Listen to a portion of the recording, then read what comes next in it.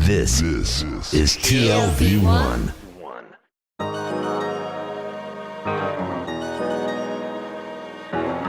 The Tel Aviv Review. Hello and welcome to the Tel Aviv Review, a program dedicated to the word, to the thought and to debate, brought to you by the Van Leeuw Jerusalem Institute, which promotes humanistic, democratic and liberal values in the social discourse in Israel, and the Israel Institute, enhancing the study and knowledge of modern Israel. I'm your host, Gilad Halpern. And I am your co-host, Dalia Shenlin. Together with Gilad, we'll be talking every week about books and articles and other fascinating ideas that have caught our attention. Our guest today is distinguished both in Israel and abroad for her work on gender and human rights and religion, especially in Israel, but not only. Professor Frances Raday is president of the Concord Research Center for Integration of International Law in Israel at the Chaim Strix School of Law. She is also the Special Rapporteur at the UN Human Rights Council's Expert Group on Discrimination Against Women, and she is Professor Emerita of Law at Hebrew University. She has more titles, but that would take up all of our time to read them. We will be talking today about her chapter called Culture, Religion, and Women's International Human Rights. It's part of an edited collection, Women's Rights and Religious Law, Domestic and International Perspective, by the editors Farida Banda and Lisa Fishbane-Jofe, published by Routledge in 2016. Frances Raday, thank you so much for being on the show. Thank you for inviting me. Let's start with a very general question. You are an expert in women and human rights. Can you characterize the situation of women in the world following the sort of implementation and evolution of a human rights regime post-World War II? Overall, in the big global outlook, is the situation of women improving because of this evolution of human rights? Doors have opened. There's no question there has been a shift of perspective in which it has been realized that women are active partners in social and political life and in economic life. But there is a real backlash. And very interestingly, last month we managed to bring the Human Rights Council to admit that there is a backlash. The Human Rights Council, when I say we, I'm talking about we, the independent experts, human rights experts, bringing the Human Rights Council, which is the states of which the Human Rights Council is composed, who sit on the Human Rights Council, 47 states in rotation. And they accepted our view that there has been a backlash as regards women's human rights in recent years. And that's very interesting and rather paradoxical, because they themselves have been enormous contributors to that backlash. So either the left hand doesn't know what the right hand's doing, or they're rather confused and don't quite know what they are doing. They may be a little bit hypocritical, but tell us first of all about the backlash. Start from the beginning. What's the backlash? The backlash, I think women have been caught in a vice between two strongly different ideologies, which both of them impact on women's human rights. The first is neoliberalism. Now, neoliberalism does not impact on women's human rights because it is fundamentally patriarchal. It's not fundamentally anything. It is fundamentally profit-oriented. And it's quite blind to the characteristics of the human beings which it is using for the purposes of profit. They don't care whether it's male, female, black, white, yellow, whatever. The whole point is depersonalizing the individual and regarding them as a cog in the machine of profit-making. But that actually impacts the implementation of women's right to social and economic equality, because women are not in the same situation as men who have dominated the institutions of the economy, social economic institutions. And as a result, there is no accommodation for women's life experience. And women's life experience is not just pregnancy and birth. It is also caring. The vast majority of the world's caring, unpaid caring, or in all regions of the world, is carried out by women. Including in the West. Including in the West, in all regions of the world. I'm talking from a UN's perspective, where the West is only one of 5 regions. And yes, including the West. So, and including career women, as well as working class, as they used to be called, women. People lower down the supply chain, women lower down the supply chain. the unpaid care is being done by women, not only childcare, old age care, the care of those who are disabled or sick.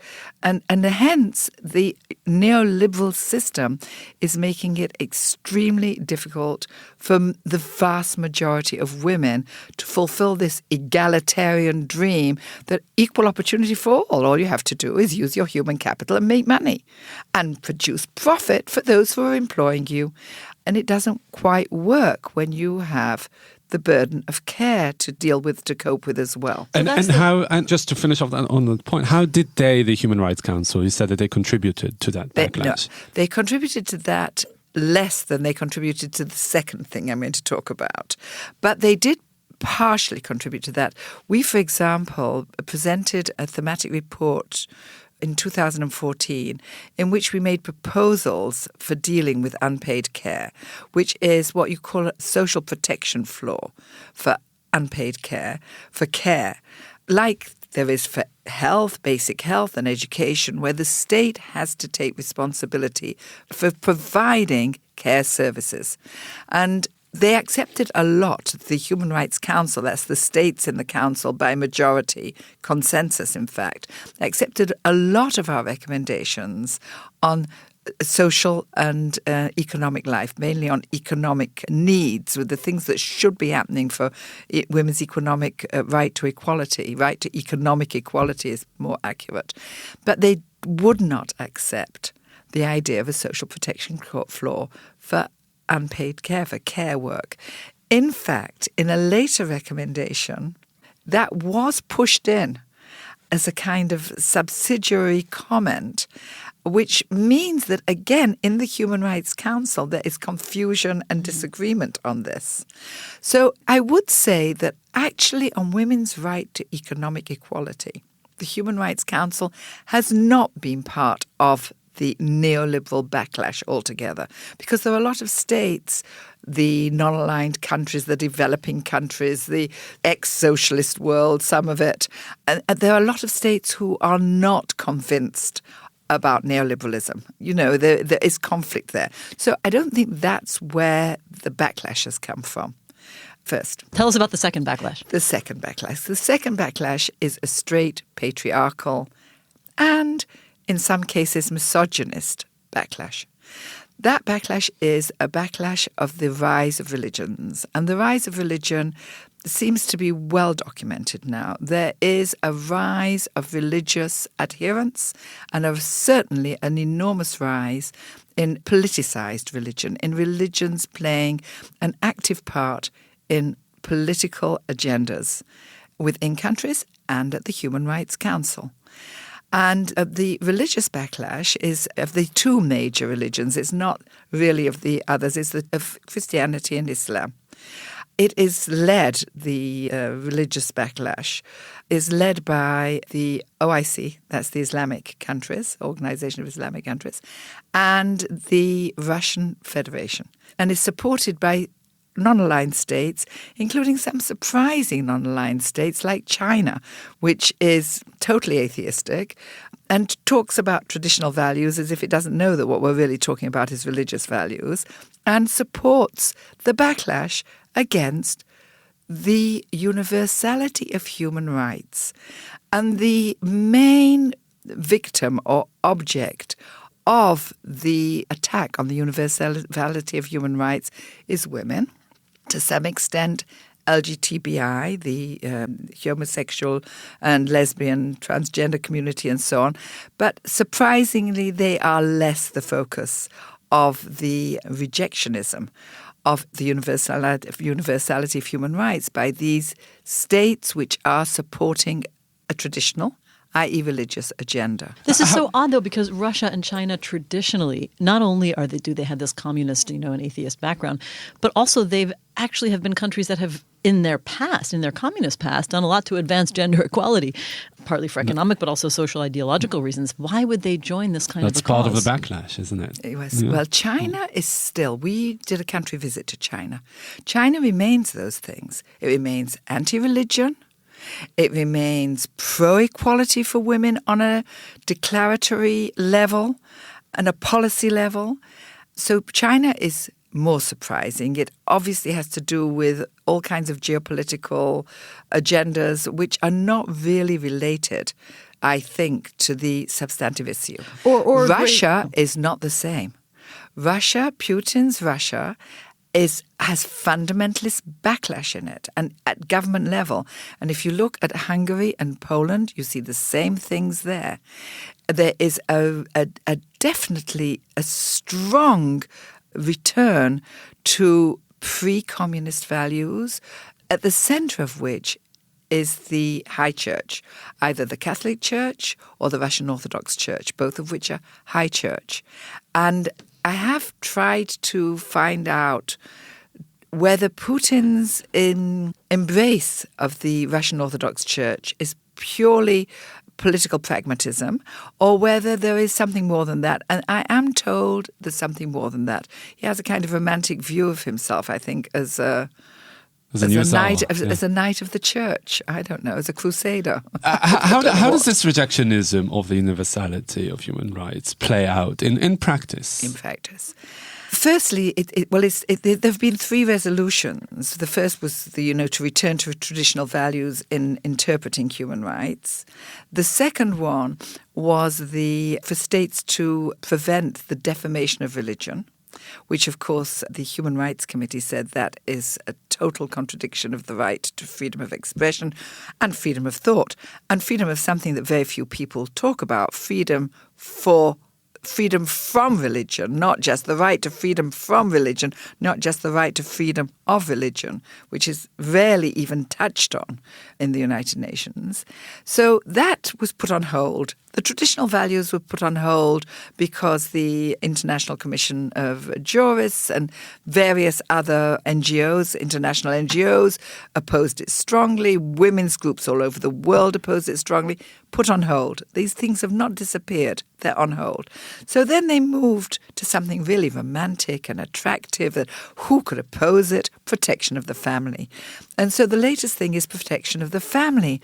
Well, if you have a practiced eye and you read through their resolution on protection of the family, you see some surprising silences. Silence on the right of women to equality in the family, which has been recognized since 1948 in the Universal Declaration of Human Rights and has been since included in the Human Rights Treaties and signed on by upwards of 180 of the world's 193 countries. So a totally accepted value, and there's backsliding on that. Now, we see it in our daily work because there is an enormous increase in the number of countries which are obstructing women's access to termination of pregnancy, even in cases where their lives are in danger, and even in cases where the fetus is not viable, or in cases where the pregnancy is a result of rape, including a case that we dealt with in Paraguay, where a child of 10 was raped by her stepfather, and the government there in Paraguay, the law is more liberal than the law in Chile, for example. More liberal. It does allow the termination of a pregnancy if the woman's life is at risk, the woman's or the girl's life is at risk. But they determined about this 10-year-old that her life wasn't at immediate risk. So they imprisoned her mother, who wanted to seek an abortion for her. They let the father escape somewhere, I don't know where, and they forced this little girl to go through with the pregnancy. And the church was supportive and said, Jesus Christ has obviously intended that you be a good mother. And we received a video from the mother afterwards in which she said, I have to wake up my 10-year-old at 3 o'clock in the morning to breastfeed her baby rather than to sleep and go to school and get an education so she will not be in the situation I am when she's an adult. Just heartbreaking. Okay, that's one. But then we have all these things arriving on our desk where courts are still condemning women under the Sharia law to be taken out and stoned to death because their husbands complain that their wives had been adulterous, or because the woman was raped, because that is also zina, which is adultery in Sharia law. And not all Muslim countries still have this as a criminal sentence, the stoning to death of those accused of or found guilty of adultery.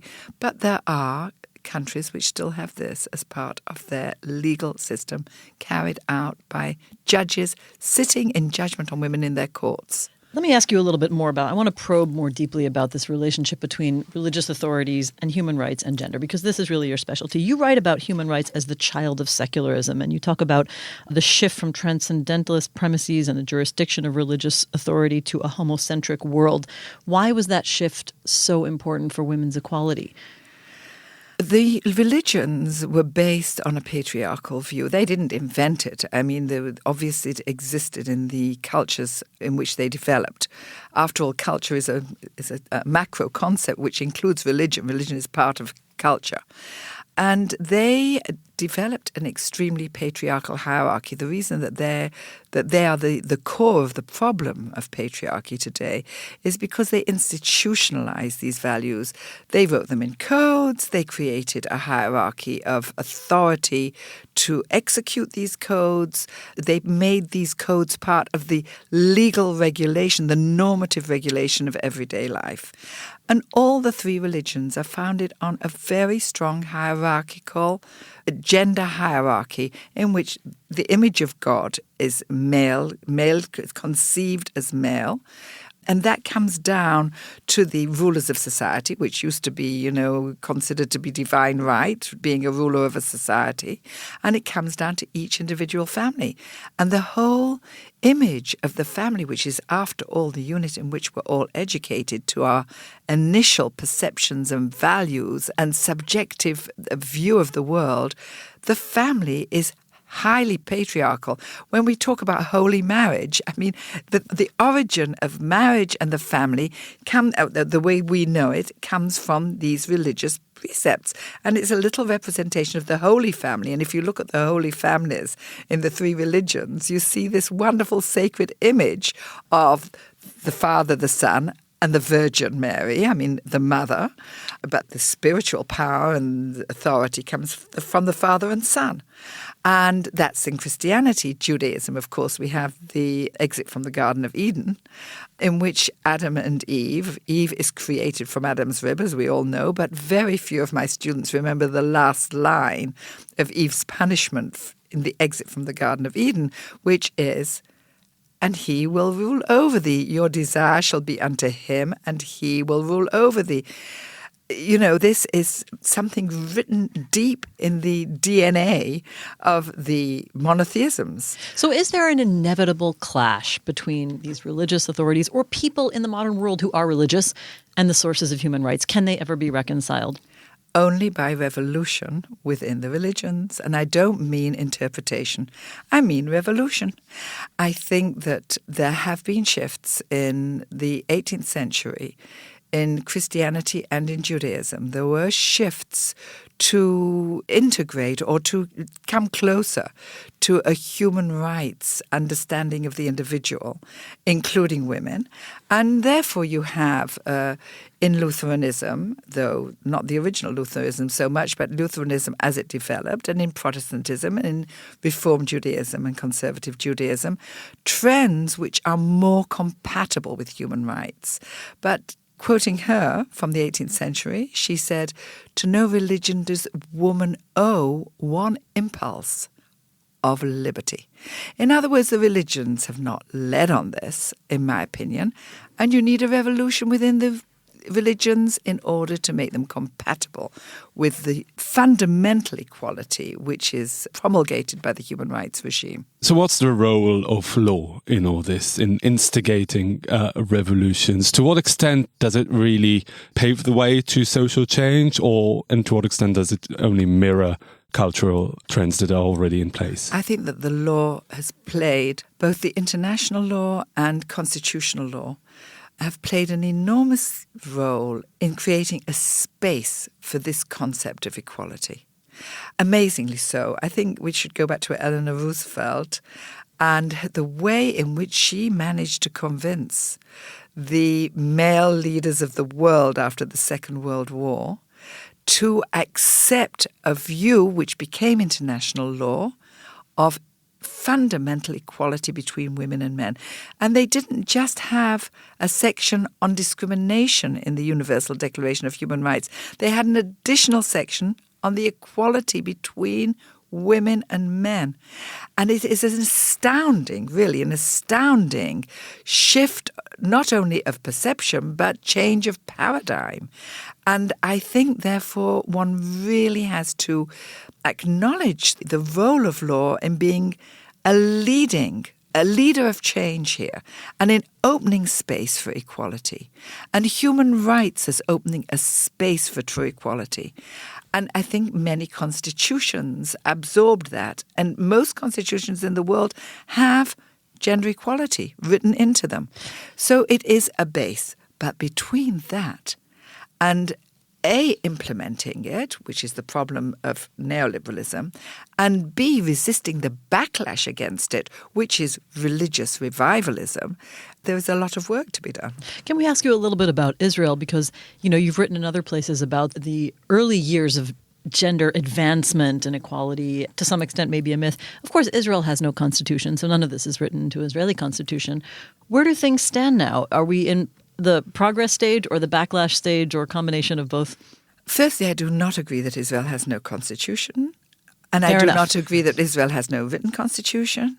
And I deeply disappointed in my academic and human rights activist colleagues who have allowed this misconception to become so much a part of the Mouvan me'alav, of the, how do you say that? Taken for granted. Taken for granted part of legal discourse in Israel. I stand corrected and berated. Oh, wow. Sorry. No, but okay. you are only saying what is, Well, explain for our listeners what you mean. Israel has basic laws. Yes, Israel's basic law on human dignity and liberty is just as an express provision of constitutionality as the 14th Amendment is in the United States. But I could argue the symbolic difference, but I won't do that. But there might be a symbolic difference. I'm talking about legal applicability. But then there comes the big but. It uses human dignity, not the word equality. So yes, I do think there's a constitution, but it is a very incomplete constitution with the missing rights. Now, I agree with you that the difference in the 14th Amendment is it came at a different time, before the Universal Declaration of Human Rights for a start, and it did include the word equal. The word equal appears in it, not in detail, with discussing blacks and women, and we know that it took a long time to bring them into the constitutional protections of the 14th Amendment. But in the Israeli case, to have in 1992 a law which doesn't mention the right to equality, this is not just a missing right, this is a missing pillar. It's the missing key to human rights, because equality is the key to human rights. The right to equality. What are human rights worth if not every human being is equally entitled to enjoy them? So where'd it go? Why isn't it there? But where did it go? It went to the religious backlash. It went to the fact that the religious have always resisted equality, because equality means equality between Jews and non-Jews. Equality means equality between men and women. Neither of these are acceptable to the religious lobby. Politicized religion in Israel obstructs the way to Israel being a human rights democracy. And we feel it very strongly on that issue. So I seems don't to know me how to that say more about that. the bottom line of what you say is that women's rights, the battle for women's rights, is inseparable from other progressive causes, from minimizing the adverse effects of neoliberalism, from fighting against religious patriarchy. Women's rights inherently progressive in your view? I wouldn't put it quite the way you put it. I would say that both the things that you say may be necessary for women's human rights to be realized, i.e. a secular, constitutional human rights basis for the regulation of society. That does not mean everybody has to be an atheist. That's up to them. But that is their private understanding of existence, if they are an atheist or they're a believer, whether they believe in Judaism or Hindu or Islam or whatever they want to believe in. But as a basic political principle for the regulation of society, for women to have equal rights, in my view, there must be a constitutional, secular, human rights democracy. In order for women to be able to enjoy their human rights, there has to be social democracy. There has to be a welfare state which is developed on the basis of something like the Scandinavian model or better. Basically but better. It seems like... But even if you introduce those two things, they don't promise women's human rights. Because even when you move in human rights circles, the blindness or the insensitivity to a feminist view of the world is palpable.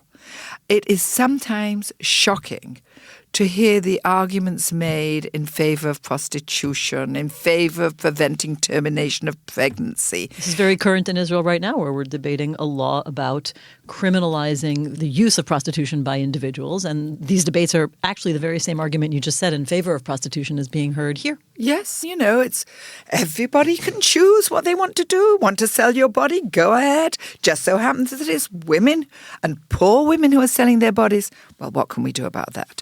Well, so even human rights people are not necessarily, and even welfare state people are not necessarily going to understand how the world is dual. Men and women make up the world, and women's life experience has not been fully integrated into political, social, philosophical, and linguistic interpretation of our realities. Do you feel optimistic about the potential of international law in relation to national law? Has been infamously ineffective. What really is the potential of international law in making things better? You see, you can talk about the declaratory level. International law has been more progressive than national law because a lot of the people who come from countries which are really reactionary have in the past supported rather progressive platforms at the international level that if they'd supported them at home, they might have ended up with their heads on the chopper. So there actually is an enormous potential for international law in terms of a little common sense, a little progressiveness, released from local politics and religious lobbies and economic lobbies. I mean, big business. So on that level, I'm optimistic for international law. I still find the discourse there to be more liberated than the discourse at home. On the other hand, in terms of effectiveness, well, you're talking to a perpetual pessimist. I'm a pessimist who lives as an optimist. So I should really be declaring optimism on this program because if pessimistic, I should be home in bed reading a good book. Certainly not being a UN Special Rapporteur. Or a depressing book. Something humorous, like I'm just reading 7 Good Years, Edgar Carrett's new book, and he makes me laugh, and I should have stayed in bed and read that if I behaved as the pessimist I am. At the moment, I think that the forces, as being more serious, the tsunami which we are confronting of neoliberalism, the false concept that the profit motive justifies everything, corruption, which is also justified by the profit motive, the revival, not just of religious belief. I don't care about religious belief being about politicized religious impact and taking the gloves off. Partly, I think, because of a contest between Islam and Christianity that's going on in various parts of the world. All these things are a formidable tsunami. And I don't feel that we have in the ranks an enormous number of informed people who understand how important human rights are for each and every one of us and our children and our grandchildren to have the prospect of any kind of decent life. How do we put it across? It's not in the education system. How do we get it into the education system? Well, our education ministry is not a likely convert to human rights values. So I'm not, but I do think as long as we have the ability to do so, every drop should be added. Each one of us should provide a drop and hope that it turns into a stream, an ocean. Well, we have to end up, but I want to ask you one super complex question just so we can finish up on this. As you point out, I would go further that in Israeli society, it's not only the education minister who is not really for this agenda. In general, human rights is somewhat maligned in Israeli society now. There are lots of reasons for it, but how can we square the sense that human rights, again, is antithetical to either the traditional family structure or the religious values and the authorities that have been put into place to manifest those values in Israeli society? Is this a clash that will ever lead to tipping the balance in favor of human rights? And will people ever come to realize that human rights deals with the entire population, but specifically 51% of the population in your area of expertise? Firstly, it's not only in Israel that there is the backlash, Sure. as I started off by saying. Mm-hmm. The backlash against human rights is not altogether comprehensible, except that there are strong interests, as I've said, which are opposed to it, because religious institutions are political, economic institutions, so they have vested interests in opposing it. But it doesn't fully explain the antipathy. I think that it's easier to arouse suspicion and hate than it is to arouse empathy and, an understanding of the other. And I think that is what's been going on in mainly in the political regimes, which have encouraged people not just to fear. I mean, all of us have fears, but to be paranoid. And as soon as you make people paranoid, they stop seeing that the other is equally human with oneself. And as soon as they stop seeing that with regard to any other, they can start feeling that with regard to all others. And others include not only for Jews in Israel, Arabs, or for Christians in Europe, Muslims, etc. It also includes women, because once you start seeing the other as not as deserving as you are, not as entitled as you are, that is something that blocks your empathy. And human rights, for me, is normative empathy. I don't care what people feel. They must behave to one another with empathy. Because, they never know whether they're going to be the oppressed rather than the oppressor tomorrow, the weak rather than the strong. And that's appealing to their self-interest. That's not the reason I'm a human rights person. It's not really, but I'm trying to appeal to their self-interest. I'm a human rights person because I really think that everybody born into I don't like to even use the word human because that has male implications, into the beings that we call persons, is entitled to the full opportunity to fulfill their own potential, their individual potential, without barriers based on their birth status. I cannot think of a more optimistic way. Exactly, very inspirational words coming out of the mouth of a well-disguised pessimist. Right. Yeah. Who is called Frances Raday, Professor Emerita at Hebrew University and Special Rapporteur at the UN Human Rights Council's Expert Group on Discrimination Against Women. She's speaking here about her chapter, Culture, Religion, and Women's International Human Rights. Thank you so much for being on the show. Thank you so much for your wonderful questions. And also big thanks to Gizem Ozdemir, our sound engineer, and to the Van Leer Institute and the Israel Institute for their generous support. If you like this podcast, there are many more where it came from. Just go to www.tlv1.fm/podcasts and take your pick. Don't forget to visit our new website, telavivreview.org. Like us on Facebook. Our name is the Tel Aviv Review Podcast Ideas from Israel. And also follow me and Dalia on Twitter. Join us again next week for another edition of the Tel Aviv Review. And until then, goodbye.